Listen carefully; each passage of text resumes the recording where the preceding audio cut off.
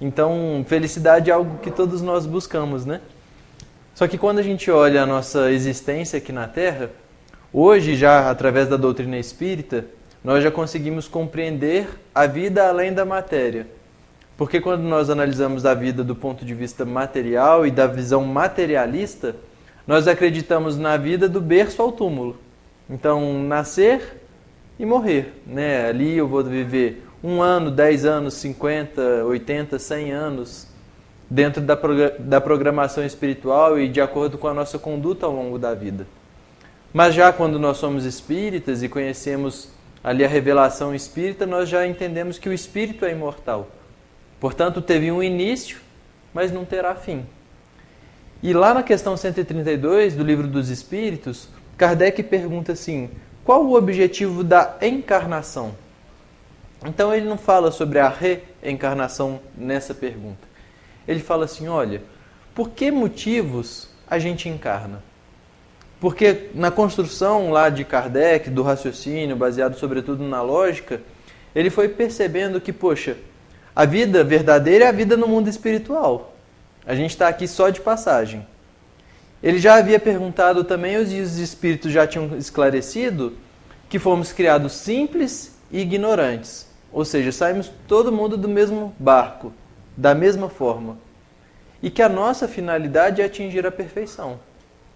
Quando a gente olha a obra do André Luiz, pela psicografia do Chico, por exemplo, a gente pega o livro Nosso Lar, nós vemos que ele retorna ao mundo espiritual numa situação delicada, né? Ele volta para o mundo espiritual ali como suicida indireto, mas ao longo da narrativa do livro, ainda de Nosso Lar, ele é acolhido, é amparado e daqui a pouco ele já está numa situação um pouco melhor, já no final do livro. Quando a gente lê a série como um todo, a gente vê um progresso do André Luiz e em nenhum momento ele narrou uma outra reencarnação dele. Portanto, é possível progredir no mundo espiritual?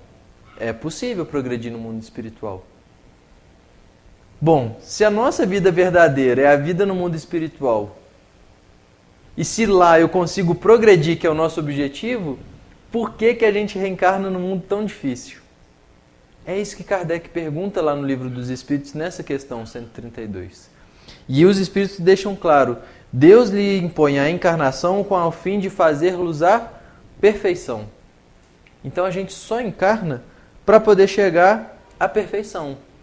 É óbvio que essa perfeição é uma perfeição relativa. Não vamos ser perfeitos igual a Deus. Mas Jesus nos diz, sede perfeitos como perfeito é o vosso Pai Celestial. E Ele ali é o modelo e guia, ou seja, o nosso papel é procurarmos agir como Jesus. Desenvolver as virtudes e as potências divinas que já existem dentro de nós, ao mesmo tempo em que vamos domando as nossas imperfeições. E os Espíritos ainda continuam esclarecendo, para uns é expiação. Então a gente encarna para poder expiar.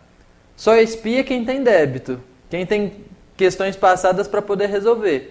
Quem em outras existências escolheu errado, precisa agora consertar o que ficou para trás. Então aí a gente já consegue também puxar um outro fundamento da doutrina espírita, que é a pluralidade das existências. Né? Ou seja, encarnamos, desencarnamos, voltamos ao mundo espiritual, encarnamos novamente e assim vamos ao longo dos ciclos. E eles dizem, para alcançar essa perfeição tem que sofrer todas as vicissitudes da existência corporal. Nisso é que está a expiação. Então essas vicissitudes vão aparecer em nós de diversas formas. Podem aparecer através de dores, dificuldades na saúde, problemas financeiros. São questões que nós iremos passar que representam essas vicissitudes inerentes a todos nós. Ninguém aqui está isento delas, mas cada um vai ter uma certa modalidade, mas que faz parte do nosso processo expiatório.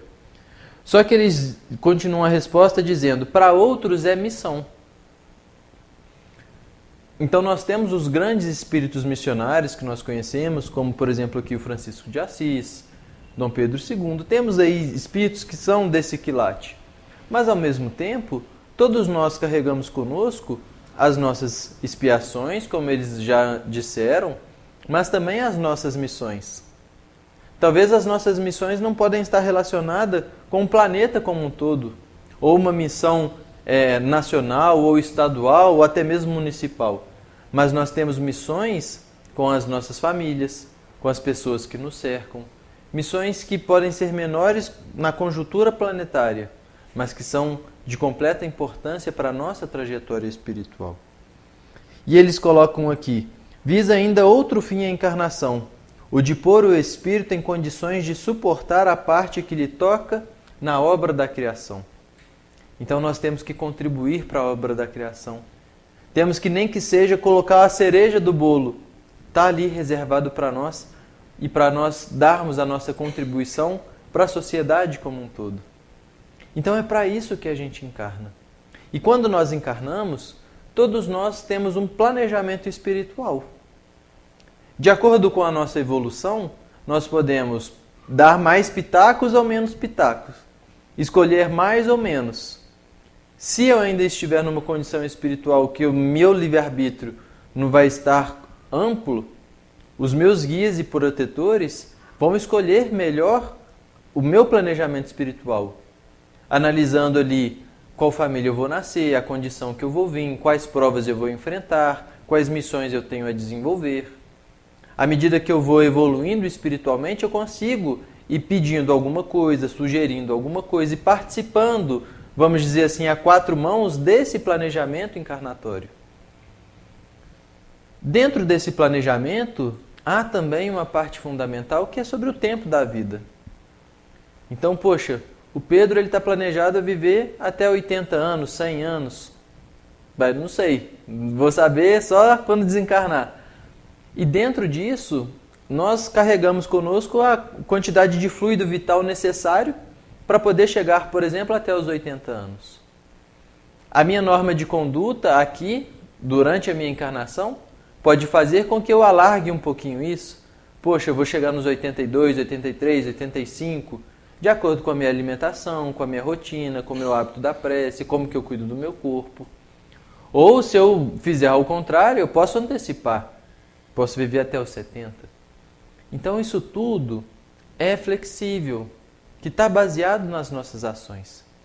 O fato é que todos nós temos uma data para voltar, mais ou menos. E aí a gente começa a se perguntar, poxa, se eu tenho uma data de retorno, como que estão as minhas atitudes e a minha vida lá? Será que eu estou me programando para isso? Porque a cada dia que a gente vive, é na verdade menos um dia. A gente está mais próximo da nossa desencarnação. Não quero deixar ninguém pessimista, nem dar notícia ruim para ninguém. Muito pelo contrário. O que eu quero trazer como reflexão é porque nós temos um tempo finito nessa encarnação, como Pedro, Arthur, por exemplo. Não sei quanto tempo, mas ele é finito. Embora o meu espírito seja imortal. E aí eu começo a me perguntar, nessa finitude dessa existência, eu tenho feito e contribuído para aquilo que é verdadeiramente felicidade para mim enquanto espírito? Porque às vezes a gente olha o nosso dia a dia, quando se vê a cidade já está toda enfeitada de Natal de novo, e a gente fala assim, meu Deus do céu, 2025 voou. Daqui a pouco a gente já está festejando aí o Natal, já está fazendo planos para 2026, percebe que um monte de plano que a gente tinha do início do ano, emagrecer 5 quilos, a gente agora já vai ter que emagrecer 10 quilos, enquanto que outros a gente conseguiu tirar do papel. E aí a gente se pergunta, nesse meio tempo, eu tenho me dedicado a construir a minha felicidade e a felicidade dos outros? Porque o que a gente pode também se perguntar, mas uma coisa é fato, a felicidade é um estado de alma em que a gente sente. E ela está muito relacionado às nossas expectativas. Então aqui um pouquinho antes da gente começar o estudo, a gente estava conversando, né? O Renato deu o exemplo assim, poxa, às vezes a gente ia lá no Joana de Ângeles, a gente ia com a expectativa, às vezes até do palestrante faltar. Por quê? Porque às vezes eu poderia ter ali o contato com a Sueli e a Sueli faria uma ótima palestra. Então, aí a gente, e da mesma forma, hoje vocês estão vindo aqui, ter uma certa expectativa sobre o que vai ser a palestra, sobre o que vai ser o tema. Se eu estou com uma expectativa do Pedro muito alta, provavelmente eu vou me decepcionar. Quer dizer que o Pedro vai fazer uma palestra ruim? Não. Mas pode ser que, como a minha expectativa está muito alta, eu não consiga corresponder àquilo que vocês gostariam. Mas se alguém, por exemplo, já ouviu a minha palestra alguma vez e fala assim, nossa, ixi... Porque assim, eu não sei se acontece aqui no Dom Pedro II, mas lá no Fé e Caridade é uma mania de falar assim, quem é que vai falar hoje lá? Aí dependendo de quem for fazer o estudo, a gente vai depender se vai querer ir ou não. Mas é ainda um processo de maturidade para compreender que independente da palestra, a gente vem pela gente. A gente vem pelo benefício que a casa vai nos oferecer. Mas nós, naturalmente, na nossa condição, ainda criamos essas expectativas. E se alguém tinha, por exemplo, uma expectativa, poxa, eu já vi a palestra do Pedro, tão mais ou menos, e chega aqui, às vezes a pessoa está surpresa, vai falar assim, nossa, mas foi tão bom aquela palestra, foi tão bom eu ter ido no Dom Pedro II ontem. Por quê? Porque a todo instante nós estamos criando expectativas sobre as outras pessoas. Então amanhã eu posso ir para o meu trabalho e ter uma expectativa sobre como vai ser meu dia. Nossa, eu tenho uma reunião importante amanhã. Eu acho que eu vou conseguir fechar um contrato. Chega lá, desanda, não consegue fechar o contrato? Aí eu fico triste. Ou então eu fecho um contrato de uma questão melhor do que eu esperava? Opa, felicidade. Então a todo instante a gente vai percebendo que a felicidade está muito relacionada às minhas expectativas sobre as situações e sobre as pessoas. Agora, quando nós olhamos no mundo, e se a gente pudesse parar lá no Parque Alfred e perguntar assim, olha, o que é a felicidade para você? Talvez pela sociedade muito materialista hoje, a maioria das pessoas elencaria e associaria a felicidade com as questões materiais, com as coisas da matéria. Então uns poderiam dizer, poxa, felicidade para mim vai ser ganhar na Mega Sena do final do ano. Felicidade para mim vai ser poder dar um presente para o meu filho que ele me pediu de Natal. Ah, felicidade para mim vai ser promovido no meu emprego. Ah, felicidade para mim vai ser se eu conseguir trocar o meu carro. Então, para muitas pessoas, a felicidade ainda está muito atrelada às posses, aos cargos, aos títulos, às conquistas materiais, e que são sim importantes. Afinal de contas, nós, enquanto encarnados, devemos sim trabalhar para ter condições de vida melhor e proporcionar coisas melhores a nós e aos nossos entes queridos. Não tem nada de errado ruim nisso. Agora, o grande lance quando nós costumamos atribuir um valor muito grande às posses materiais, perdendo de vista os valores espirituais, aí começa a encrenca. Aí é que começa a ter problema. Porque, por exemplo, se a minha felicidade está atrelada, por exemplo, a esse celular, eu falo assim, poxa, eu tô doido para trocar de celular, pegar o celular do ano. Aí eu troco de celular, fico super feliz. Vira o ano, lanço um outro celular, acabou. Já não tenho mais a felicidade que eu tinha por ter o celular do ano. Dentro da minha casa, por exemplo, eu tenho uma caneca que eu tomo café nela todo dia. É todo dia a mesma caneca, é o que eu gosto. Já estou acostumado com ela. Imagina só se para mim felicidade significa tomar café naquela caneca todo dia. Para mim é. Mas imagina se eu transfirir a minha felicidade para aquela caneca.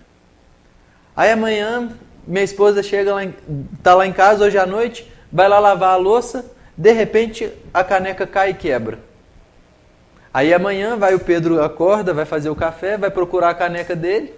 Cadê a caneca? Sumiu. Quebrou, tá lá no lixo. Como é que fica a minha felicidade? Já era. Vai brigar com a esposa, vai arrumar uma encrenca, já vai começar com o dia todo errado. Por quê? Porque eu estou transferindo a minha felicidade às posses materiais. E tudo que é material é efêmero, é passageiro. A camisa que eu comprei hoje, que está novinha, está perfeita, que eu estava doido com ela, daqui a 2, 3 meses já vai estar meio desbotada, vai estar meio larga. O carro que estava com aquele cheirinho de carro novo, daqui a pouco o cheiro some, as coisas vão acabando, vai passando. Portanto, quando a gente associa a nossa felicidade às coisas materiais, a nossa felicidade ela está condicionada a ser algo passageiro, a ser algo efêmero. Por outro lado, se eu começo a associar a minha felicidade a algo que eleva acima da matéria, aí, e eu ainda nem estou falando de algo espiritual, aí eu começo a perceber que a felicidade ela pode ser sim um estado de espírito. Por quê? Porque se eu transfiro, por exemplo, a minha felicidade da minha caneca que eu tomo café pela felicidade de agradecer o que ter de tomar, não importa se eu vou tomar num copo de plástico, se é num copo de vidro, se é numa outra caneca completamente diferente. A minha felicidade está na gratidão por ter algo do que tomar. Então eu já começo a transferir a felicidade de algo que é passageiro por algo que se torna estado de consciência. Eu sou grato por poder fazer um café, por ter um café para tomar. E aí já começa a independer o modo como aquilo é feito. E aí eu começo a compreender que às vezes a gente briga por muita coisa. Coisas bobas, bestas. Quer ver? Vamos fazer um teste aqui, já que a gente está falando do café. Vocês tomam café em casa, gente? Todo mundo um bom mineiro, né? Adora um cafezinho. Como é que vocês fazem café? Tem que ferver a água? Sim. Não? Toma um café gelado? Não chega a ferver 90 graus. Ih, já começou a dar problema. Aquele ali deve ser barista. Então, ó, mas tem que aquecer a água, certo? Fez borbulha, já tá ficando bom. Borbulhou já passou dos 90 graus. Mas, ó, vamos considerar que faz borbulha. Beleza, esquentou a água. O que eu faço agora? Jogo o pó na água e misturo e passo no coador? Ou eu coloco o pó no filtro ali de papel e passo a água? Coloca no filtro e depois pega a água quente e joga. Eu já faço com pó dentro da água. Já faz com pó dentro da água. Mas tem que ferver a água. Vamos voltar, gente, que senão vamos voltar. Vamos lá. Ferve a água sim ou não? Sim. Coloca a água no filtro de café sim ou não? Sim. Já deu um embate ali mais ou menos, né? Por quê? Porque cada um vai ter um jeito de fazer. Ele, por exemplo, coloca o pó dentro da água, como várias pessoas. Outras já colocam o café no filtro. Outras vão falar... Você não ferve a água, normal ferver. Depois você tem que escaldar o filtro de papel para tirar o sabor. Vai ter que medir grão, ver lá se vai fazer 10 ml, como é que vai ser a proporção, o tempo de... Ou seja, cada um vai fazer de um jeito. Só que olha só como é que são as coisas. Se eu chegar aqui, confraternização dos frequentadores do final do ano aqui do Dom Pedro II, e vão estar aqui as garrafas de café. Vocês vão chegar aqui e perguntar, ferveu a água? Chegou a 100 graus ou chegou a 90? O pó foi colocado dentro da água ou foi feito no filtro? A gente vai chegar e vai tomar, não vai?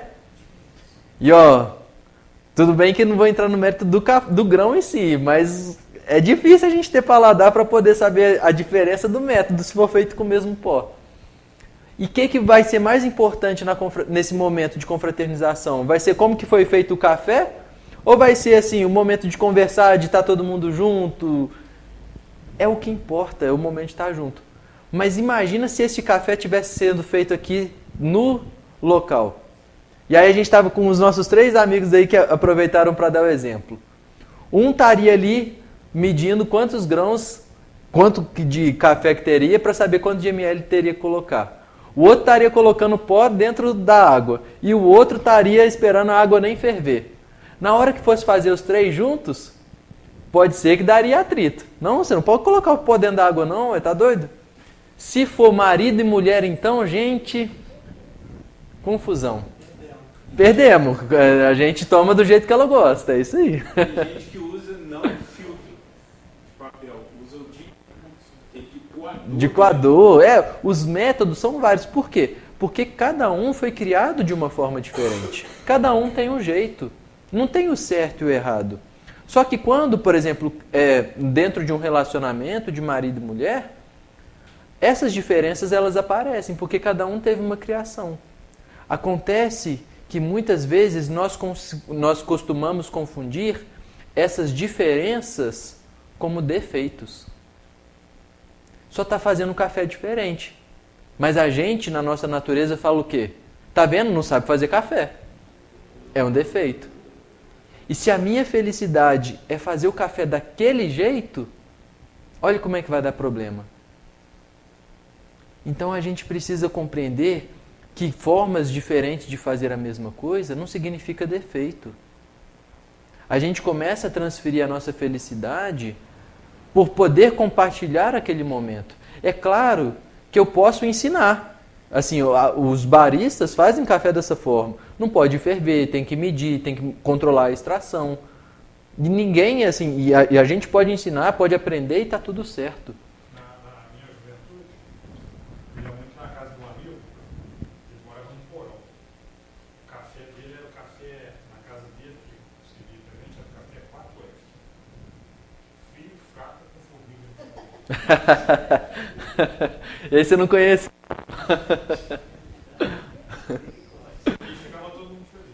E ficava todo mundo feliz. A felicidade, quando a gente transfere das coisas para o sentimento, já começa a melhorar. Se eu começo a compreender que a felicidade também está relacionada aos deveres, aí pronto. Porque, por exemplo, a sensação que eu vou sentir hoje à noite, por exemplo, assim que eu terminar a palestra, é uma sensação de dever cumprido. Poxa, trabalhei o dia inteiro, combinei com o Renato que eu estaria lá 8 horas para fazer o estudo, fiz o estudo, cheguei em casa, vou estar cansado. Mas a sensação é de felicidade. Por quê? Porque eu fiz o dever cumprido. Às vezes a gente fica o dia inteiro sem fazer nada. E a gente chega à noite e fala assim, nossa, não estou feliz. Por quê? Porque faltou dever. Às vezes aquele dia que foi super cansativo, foi apertado, a gente fica feliz. Por quê? Sensação de dever cumprido. E os deveres não estão restritos apenas aos compromissos materiais. Nós temos os nossos deveres morais, nós temos os nossos deveres espirituais, que são compromissos que a gente vai tendo. Quando eu começo a associar também a felicidade, além dos deveres, para aquilo que é meu enquanto espírito, aí é o melhor cenário da vida. Porque quando eu associo a felicidade com aquilo que é patrimônio do espírito, ninguém pode tirar. Por exemplo, aprender. O aprendizado é algo do espírito. Então, aprender a fazer café, aprender a tocar um instrumento, aprender a falar uma língua nova, isso é uma verdadeira felicidade. Porque não é perecível e ninguém pode me tirar. Então, se o meu piano quebrar, por exemplo, eu posso comprar outro. Se o meu professor não puder mais me ensinar, eu posso arrumar outro, eu vou ler o livro. Portanto, aí eu já estou compreendendo que a felicidade, ela pode ser sim mais estável, pode ser sim durável. E isso é trabalhado dentro da codificação. Lá no Evangelho segundo o Espiritismo, tem uma mensagem no capítulo 5 chamada A Desgraça Real. E aí é uma mensagem da Delfina de Girardin que ela comenta assim. Ela começa com uma pergunta. Onde costumamos enxergar a desgraça? No fogão sem lumen, no credor que ameaça, na angústia da traição. Sim, é desgraça para os que só veem o presente. Então, muitas vezes, a gente enxerga a desgraça nessas questões materiais de uma pessoa que não pode ter o que comer, num gás que acaba, numa traição. E para quem só vê o presente, ela diz, isso sim é desgraça. Mas a verdadeira desgraça, porém, está nas consequências de um fato mais do que no próprio fato em si. Então ela diz, mais ou menos assim, não importa o que te acontece. O que importa é no que está por detrás daquilo que vai te acontecer. E ela continua a mensagem dizendo, precisamos transportar-nos para além desta vida, porque é lá que as consequências se fazem sentir. Então, às vezes, eu posso estar vivendo aos olhos do mundo, aos olhos de quem não consegue se transportar para a outra vida, uma felicidade extrema. Uma vida só de questões de prazeres materiais, de uma vida dedicada somente às questões da matéria, de prazeres e gozos, de bebidas, drogas, festas, de traição e status. Aos olhos do mundo, se eu tiver apenas a visão restrita e material, eu posso estar vivendo uma vida dos sonhos. Dinheiro desviado para poder bancar viagens, apartamentos, casas. Posso estar, com os olhos do mundo, tendo uma vida de extrema felicidade. Então ela diz, o problema não está no fato em si, mas nas consequências do fato. Por isso é melhor viver à prova, por exemplo, da miséria, do que desviar recursos para ter uma vida material muito boa. Por quê? Porque qual é a consequência de cada um? Então ela nos chama a atenção sobre essa questão da felicidade, porque às vezes a gente pode ter uma vida que aos olhos do mundo é completamente infeliz.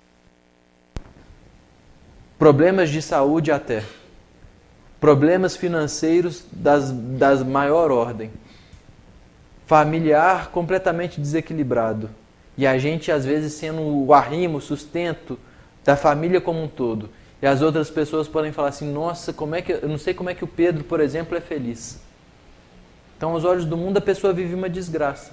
Mas quando ela chega no mundo espiritual e deu conta de suportar todas aquelas provas, todas aquelas expiações, é uma felicidade do espírito que não tem comparação. Enquanto que a gente pode olhar as vidas dos outros e falar assim, nossa, mas eu queria ter a vida daquela pessoa. Uma família tranquila, equilibrada, uma saúde impressionante, sem problema financeiro, sem nada.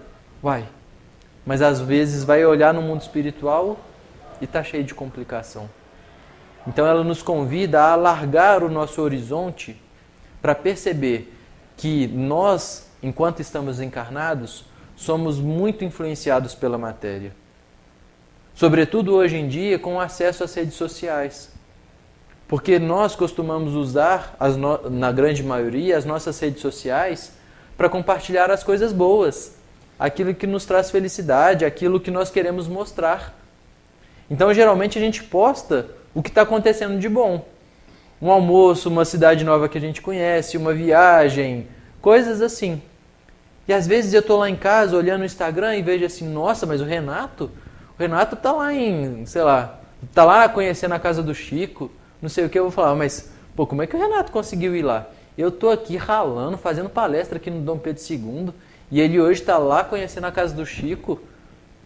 A gente começa às vezes a comparar o palco da outra pessoa, aquilo que ela quer mostrar de bom, e a gente não compara com o que a gente vive de bom. A gente compara com os nossos bastidores, com as nossas dores, com as nossas dificuldades, com as nossas lutas. E a gente começa a se comparar. E nessa comparação, a gente começa a ter infelicidade. Portanto, a Delfina de Girardin nos chama a atenção. Olha, cuidado! A gente tem que analisar a felicidade com os olhos do mundo espiritual, aquilo que está por detrás. Só que a gente pode falar assim, poxa, se eu perguntar para cada um aqui agora, eu falar assim, olha, o que é felicidade para você? Cada um vai dizer uma coisa, né? Mesmo conhecendo a realidade do mundo espiritual, cada um vai dizer uma coisa. Por exemplo, se eu perguntar às vezes para ele, poxa, eu vou falar assim, o que é felicidade para você? Ele vai falar assim, sei lá, felicidade para mim foi o Flamengo ter empatado ontem. E eu vou dizer assim, poxa, felicidade para mim vai ser o Flamengo ganhar do Palmeiras no sábado. Por quê? Porque é uma questão que é subjetiva. E até mesmo do ponto de vista espiritual, hoje a felicidade vai ser representada para cada um de nós de uma forma diferente. Porque no curto prazo os nossos objetivos espirituais também são diferentes. Embora a gente tenha a mesma finalidade. Mas os caminhos que cada um tem que percorrer até lá, na nossa trajetória baseada nas nossas escolhas, eles não são idênticos. Às vezes alguns já conseguiram vencer a prova da miséria, por exemplo, enquanto outros ainda não. Portanto, são ainda estágios diferentes da evolução que vão atingir a mesma finalidade.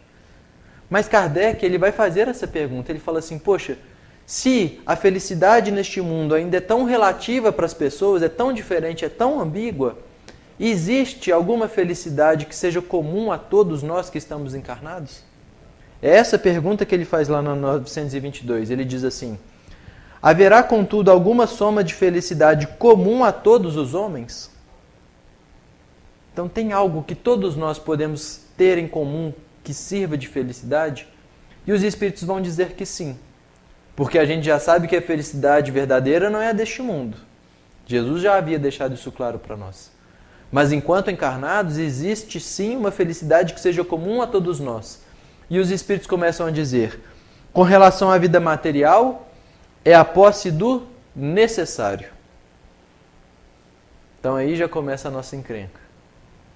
Então, para eu ser feliz aqui no mundo, eu preciso ter o necessário.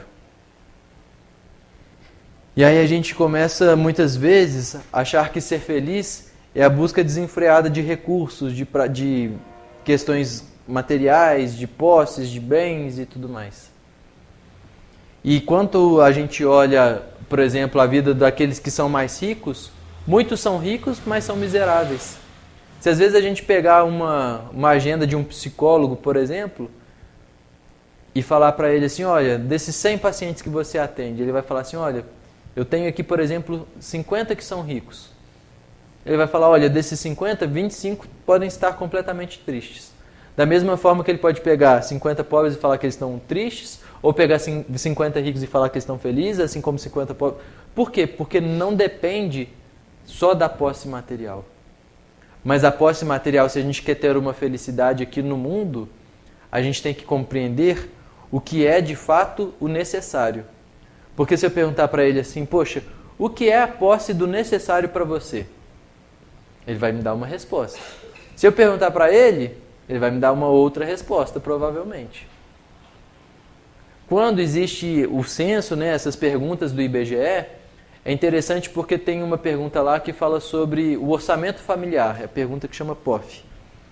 E quando a gente pega, às vezes, cidades como o Rio de Janeiro, no mesmo raio da cidade, eu vou ter ali, por exemplo, uma região, um bairro extremamente elitizado, e que eu atravesso 2, 3, 5 ruas, ando ali 500 metros, 1 quilômetro, eu vou estar no meio da favela, que a renda é mínima. E se eu chegar lá e falar assim, no bairro elitizado, o que é o necessário para você? O necessário para mim é eu ganhar pelo menos 20 mil por mês. Porque eu consigo bancar aqui as escolas do meu filho, consigo bancar esse apartamento, consigo bancar natação para o meu filho. Não. E se eu chegar para uma pessoa, por exemplo, lá na favela e perguntar assim, o que é o necessário para você? O necessário para mim é ganhar um salário mínimo, porque hoje eu não ganho nem isso. Então percebe que ainda assim esse necessário começa a se tornar relativo para as pessoas. E aí Kardec, ele não vai deixar isso à toa. Ele vai perguntar lá na 715. Como pode o homem conhecer o limite do necessário? Então assim, porque por exemplo, tem algumas questões que são básicas. Alimentação. Isso é necessário. Encarnou, precisa comer. A gente pode falar de 2, 3 refeições pelo menos. Isso é o necessário para sobreviver. Agora, se eu for comer filé mignon ou se eu vou comer ovo, talvez eu já comece a fugir um pouco do necessário. Porque se eu falar assim, o que é o necessário, se fosse nós aqui mineiros, a gente pode falar um arroz, um feijão, mas que vai ser diferente, por exemplo, lá dos chineses. Às vezes eles vão falar um outro tipo de comida, mas ainda assim vai existir o limite do necessário. O que mais que é necessário? Preciso de um lugar para morar. Isso é necessário para eu poder viver. Se o piso vai ser porcelanato, se vai ser madeira e tudo mais, se vão ser 3 suítes ou vai ser um quarto só para todo mundo, mas o que é o necessário? E aí Kardec ele quer saber como é que pode o homem conhecer o limite do que é necessário. E os Espíritos deixam claro, aquele que é ponderado o conhece por intuição. Então ser ponderado é ter o bom senso. Quando nós usamos do bom senso, quando nós somos ponderados, a gente sabe se aquilo é de fato necessário ou não. A gente começa a usar a intuição. Abre campo para os bons espíritos e também para captar esses pensamentos. Só que o que os espíritos continuam dizendo? Muitos só chegam a conhecê-lo, ou seja, muitos só chegam a conhecer esse limite por experiência à sua própria custa. Então, quando a gente olha a grande maioria de nós, são raríssimos os que são ponderados e conhecem esse limite pela intuição. A maioria de nós, dizem os espíritos, que só conhece o limite do necessário à própria custa. Vamos dar um exemplo para facilitar. O professor Clóvis de Barros Filho, ele é um filósofo famoso assim na internet, no Brasil, e acaba viajando muito para poder fazer palestras em vários locais. E aí um dia, ele indo fazer uma palestra no aeroporto, ele viu a pessoa fazendo uma pamonha. E ele era apaixonado por pamonha, e tinha muito tempo que ele não comia pamonha. Então, a hora que ele viu uma pessoa no aeroporto, lá num lugar, fazendo a pamonha, mesmo que fosse caro, ele falou assim, nossa, eu salivei quando vi aquela pamonha, eu falei, vou comer uma pamonha. E ele chegou lá, moça, você consegue fazer uma pamonha para mim? Consigo, como é que você quer? E ele falou, e ela começou a fazer, e aí ele já fez o pedido, enquanto ela ia fazendo o pedido, ele criava uma expectativa tão grande sobre aquela pamonha, ele estava desejando tanto aquela pamonha, que assim que ficou pronto, ele foi comer rapidinho. A hora que ele dá o primeiro pedaço, ele pensa assim, meu Deus, como que eu esqueci que isso era tão gostoso? A pamonha estava perfeita, ele sentiu uma felicidade assim extrema e começou a comer aquela pamonha e comeu rapidinho. Antes dele acabar a pamonha, como ele tinha chegado cedo no aeroporto, ele falou assim, nossa, está tão bom e tem tanto tempo que eu não como uma pamonha que eu vou pedir outra. Moça, faz um favor para mim, faz outra pamonha. Nossa, você faz pamonha bem demais, faz uma outra que eu vou querer comer. Aí ele foi, a mulher foi com a mesma atenção, com o mesmo cuidado, fez a pamonha do mesmo jeito. E aí então ele começou a comer a segunda pamonha, já não comeu naquela correria toda, porque já estava um pouco satisfeito, mas ele foi comendo, foi se deliciando, e assim, ele comeu. Ele falou, nossa, estava gostoso. A hora que ele acabou de comer a segunda pamonha, já tinha feito um peso no estômago, vamos dizer assim, né? Já não estava mais com a fome do primeiro, nem aquele desejo todo. E aí ele foi comendo, e ele ficou pensando, poxa, nossa mãe, assim, estou até satisfeito, mas tem tanto tempo que eu não como essa pamonha, eu acho que eu vou pedir mais uma. Ele ficou naquele dilema, peço, não peço, como, não como. Ele falou, mas não sei se eu vou ter oportunidade de comer outra pamonha tão bem feita assim. Moça, faz mais uma para mim, por favor, que eu vou querer. Quando ele começou a comer a terceira pamonha, parece que ela tinha mudado a receita toda, na sensação do professor. Embora a receita e o modo de preparo fosse o mesmo. Por quê? Porque a pessoa que estava comendo aquela terceira pamonha já não era a mesma pessoa que estava comendo a primeira. O desejo, a expectativa, a vontade, a saciedade já não era a mesma. Mas como ele já tinha pedido, ele foi comendo, acabou de empurrar a pamonha e tudo bem. Até que mais tarde no voo ele começa a passar mal e aí aquele tormento todo, aquilo que era algo extremamente feliz, extremamente desejado, se tornou um tormento no meio do voo para ele. Por quê? Porque não colocou o limite daquilo que é necessário. Não foi ponderado, não usou a intuição. Eu não sei vocês, mas lá no Fé e Caridade é difícil a gente ser ponderado. Final de ano agora então, aquelas comilanças de Natal, a gente fala assim, não, é só esse finalzinho de ano, mas já que eu já comi isso daqui, eu vou comer mais aquilo ali. E começa, ou seja, se com uma questão trivial, que é uma alimentação, a gente já não consegue ter o limite do necessário. Então, por isso que os Espíritos falam, olha, você geralmente só conhece o limite do que é necessário à própria custa. Tem que passar mal, ter diarreia e tudo mais para perceber que comeu demais. Só que a gente tem que começar a usar a nossa ponderação para não deixar isso acontecer. E eu estou usando o exemplo material para ficar fácil, mas a gente tem que tangibilizar isso para a nossa vida espiritual. Então, o Kardec, na 716, ele pergunta assim, mediante a organização que nos deu, não traçou a natureza o limite das nossas necessidades? E eles dizem, sem dúvida, mas o homem é insaciável. Então a gente tem um limite das nossas necessidades orgânicas. Só que a gente é insaciável. Por meio da organização que lhe deu, a natureza lhe traçou o limite das necessidades. Porém, os vícios lhe alteraram a constituição e lhe criaram necessidades que não são reais. Então, os nossos vícios impuseram a nós necessidades que nós julgamos ser necessários e que não são, são ilusões. Então, às vezes, a sociedade pode nos impor que é necessário ter o carro do ano. Mas a gente sabe que não é necessário. Às vezes, o pessoal pode impor que é necessário, sei lá, vir de camisa preta aqui no Dom Pedro II. Mas isso não é necessário. Então a gente tem que ter cuidado, ponderação, bom senso, para perceber o que de fato é necessário. O que de fato é necessário para o espírito. Porque senão a gente começa a criar problemas para nós mesmos. Sarna para a gente coçar. Porque às vezes eu posso...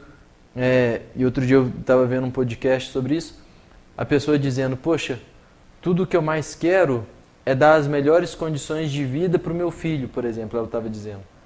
Por isso, assim, eu trabalho de 6 horas da manhã até meia-noite, às vezes nem encontro com eles, trabalho o dia inteiro, final de semana, fico pouquíssimo tempo com eles, para poder bancar a melhor escola de inglês, natação, futebol, um monte de coisa.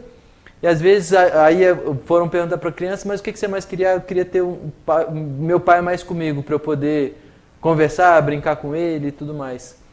Então às vezes a gente fica pensando, poxa, a gente está querendo ir impor coisas para os nossos filhos, para os nossos cônjuges, para nós mesmos, coisas que para eles às vezes nem é necessário. Mas a gente ou a sociedade coloca na nossa cabeça, com essa visão materialista, de que é necessário. E aí a gente começa a abrir mão daquilo que de fato é necessário para o espírito, que é a convivência, que é a educação moral, que é transformar as pessoas em homens de bem. Então isso é o que traz a felicidade. É isso que a gente precisa ficar atento. Então, os espíritos dizem, com relação à posse, como que a gente atinge essa felicidade aqui na Terra? Com relação à vida material, a posse do necessário. Até que horas que eu vou, Renato? Me confirma. Beleza. Então, vamos fechar essa questão aí para a gente saber o segredo da felicidade, vamos dizer assim, que os espíritos nos deixaram. Com relação à vida material, a posse do necessário. E eles continuam dizendo, com relação à vida espiritual, a consciência tranquila e a fé no futuro. Então, ter a consciência tranquila significa cumprir os meus deveres. Então, eu cumprir com os deveres e com aquilo que eu conheço do meu trabalho e de diversos papéis que eu desempenho na minha encarnação. Porque o Pedro hoje, por exemplo, ele tem papéis no trabalho, mas ele é filho, ele é irmão, ele é noivo, ele é amigo. E cada um desses papéis, ele tem deveres a serem cumpridos.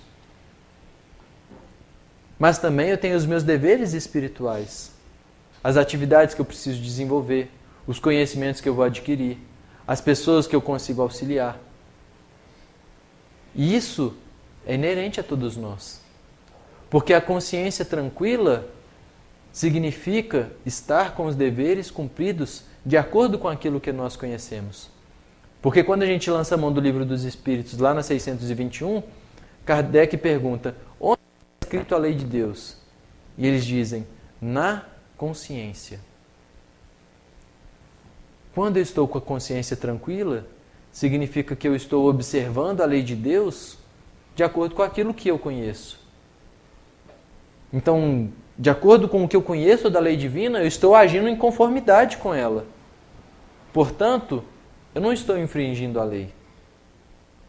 Então, ter a consciência tranquila significa estar quite perante a lei divina. Significa estar agindo conforme os desígnios divinos. Aí sim, eu estou dando esse primeiro passo com relação à vida moral. Só que eles continuam ainda dizendo, é necessário ter fé no futuro. Porque eu posso ter a consciência tranquila sendo realista. Olha que coisa. Eu posso não acreditar na vida futura. Eu posso acreditar que a vida vai do berço ao túmulo. E ainda assim, eu posso acreditar que o correto é ser honesto, é tratar bem as pessoas, é cumprir os meus papéis, é fazer aquilo que foi combinado, é ser respeitoso. Eu posso ter isso intrinsecamente em mim sem acreditar no futuro, por exemplo, sem acreditar na imortalidade da alma. Só que vai chegar um momento em que a infelicidade vai bater na minha porta. Por isso que para eu ter a felicidade completa, eu preciso ter fé no futuro. Ter fé no futuro significa ter fé em Deus. Não significa ser espírita, ser católico, ser umbandista, não. Significa ter fé no futuro. Porque imagina a infelicidade que uma pessoa tem ao perceber que todos aqueles amores que ela cultivou, daqui a pouco isso vai acabar, vai morrer ali no túmulo. Como pode alguém ser feliz assim? Acreditar que todo aquele cuidado que às vezes a gente teve com nossos pais, ou com os nossos filhos, ou com as pessoas que nós amamos, a gente fez tudo isso para se perder? Para virar pó? Não pode ser. Portanto, é necessário ter essa fé no futuro. Fé em Deus. Mas não é aquela fé cega, aquela fé dogmática. É aquela fé que sente, mas aquela fé raciocinada que a codificação nos permite compreender. Aquela fé que nós compreendemos através das experiências e das vidas que nós vamos ter. Porque todos nós, se ainda não tivermos e não tivermos passado por experiências que nos comprovam a existência de Deus, nós passaremos por elas. São as coincidências que a vida vão nos oferecendo. São as circunstâncias que vão aparecendo no nosso cotidiano e a gente fala assim, nossa, tive sorte, foi o acaso. Não foi o acaso. A coincidência não existe. Lá no livro A Gênese, Jesus, no item Providência Divina, Kardec ele não vai abordar sobre a parte lá dos fluidos, nem nada disso. Ele vai mostrar como que Deus e a providência divina age com as circunstâncias e com as criaturas. Então vai sendo colocado as pessoas. Portanto, se a gente quer ter um 2026 mais feliz, se a gente quer ter uma vida mais feliz, a gente precisa enxergar a felicidade com os olhos do Espírito e compreender que a felicidade que nós devemos perseguir neste mundo são apenas esses 3 pontos. É simples. Não quer dizer que é fácil, mas é simples. É se atentar com relação à posse material, é a posse do necessário, e com relação à vida moral, é a fé no futuro e a consciência tranquila. Se na minha vida, se no meu cotidiano eu respeitar esses 3 passos, eu posso ter certeza que eu estou a caminho da felicidade. Porque a felicidade é um estado de espírito. Não depende de circunstância, não depende de pessoa, depende de mim. Porque muitas vezes não é aquilo que me acontece, mas é como que eu reajo àquilo que me acontece. Então eu posso receber uma notícia ruim, mas me agarrar na questão boa, na visão espiritual. Eu posso ter uma notícia boa e agradecer a Deus porque aquela notícia realmente é boa. Por isso, Divaldo Franco sempre termina terminava suas palestras, na grande maioria, com aquele poema em que ele falava do poema da gratidão, da Amélia Rodrigues. E no poema da gratidão, ele fala sobre tudo aquilo que nós devemos ser gratos, e ele diz assim, nós devemos ser gratos por aquilo que nos acontece e que nós julgamos ser bom. Então, às vezes aquilo que a gente julga ser bom, realmente é bom. E a gente deve agradecer por aquilo. Mas ele alerta, nós devemos também agradecer por aquilo que nos acontece e a gente acha que é ruim. Mas quando a gente vai ver com os olhos dos espíritos, do mundo espiritual, foi a melhor coisa que a gente deveria ter acontecido. Então aquela coisa que a gente enxerga como uma adversidade, ainda assim a gente agradece. Porque se aconteceu e se chegou até nós, é porque foi liberado, vamos dizer assim, pelos nossos guias e mentores. Então a gente deve agradecer. E ele diz ainda, Nós devemos agradecer por aquilo que nem nos chegou, pelo mal que nos foi evitado e nós nem sequer sabemos. Porque Deus não deixou nem chegar perto da gente. E a gente nem sabe que aquilo poderia acontecer. Portanto, a vida é para ser vivida, é felicidade. E a felicidade são aqueles momentos que a gente sabe que a gente gostaria que não fosse acabado. Aqueles momentos que a gente gostaria que aquele abraço tivesse perdurado por muito tempo. Que aquele troca de sorrisos e de olhares tivessem perdurado por toda a eternidade. E se a gente em algum momento vivenciou isso, a gente sabe, poxa, eu sou feliz. E que a gente saiba aproveitar isso e também dedicar essa felicidade aos nossos entes queridos que estão encarnados, mas também aos nossos amigos espirituais que já desencarnaram. Porque a gente sabe hoje, com a doutrina espírita, que nós todos reencontraremos um dia.